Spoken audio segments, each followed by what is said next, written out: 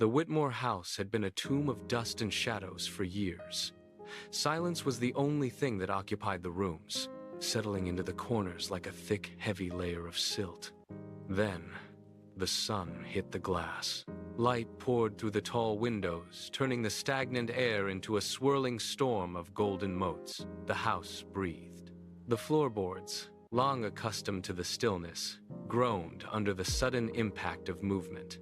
Eli sprinted across the polished oak, his small feet drumming a rhythmic, frantic beat against the wood. He darted behind the velvet sofa, his breath coming in sharp, excited gasps that cut through the stale air. The sound was foreign. It was loud. It was alive. It seemed to startle the very portraits hanging in the hallway, as if the house itself were waking from a long, cold sleep. Every tick of the clocks was now drowned out by the energy of a child. The shadows retreated. For the first time, it was happening. Sarah rounded the corner, her hands outstretched, feigning a dramatic stumble that sent her reeling toward the wall. She caught herself, turned, and lunged toward the sofa. "I am going to catch you," she called out, her voice ringing against the high ceilings, clear and bright. Eli shrieked with laughter, a sound so sharp it seemed to vibrate the very air. He scrambled away, his hands sliding against the polished wood. As he pivoted to stay out of reach, he darted toward the hallway, his feet slapping the floor in a rapid, uneven rhythm. Daniel stood in the kitchen doorway, his arms crossed tight over his chest.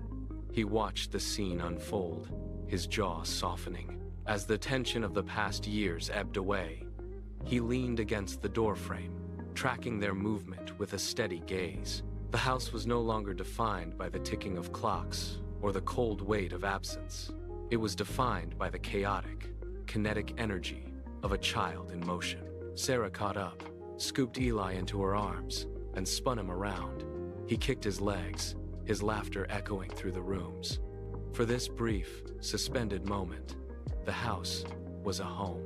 Daniel turned to the stove, where the scent of roasted chicken and rosemary began to fill the room. He plated the food, his movements steady and purposeful, the clink of silverware against porcelain cutting through the lingering echoes of laughter. "Dinner is ready," he announced, his voice carrying clearly into the living room. The laughter stopped. It did not fade. It ceased instantly, as if a switch had been flipped. Eli emerged from behind the sofa, his expression shifting from bright joy to a guarded, hollow stillness. He walked toward the dining table with measured, cautious steps, his head tucked slightly toward his chest. He pulled out a chair, but remained standing, his fingers gripping the edge of the wood until his knuckles turned white. He looked at the empty seat, then down at the floor, his eyes scanning the space as if waiting for a sharp command to leave, or a reprimand for simply existing in the room. He did not move.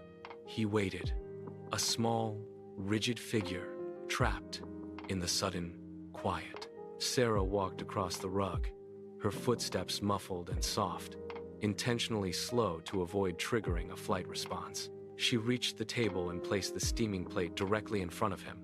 The scent of rosemary rose in a thin, curling ribbon of vapor, momentarily obscuring his line of sight. Eli did not look up.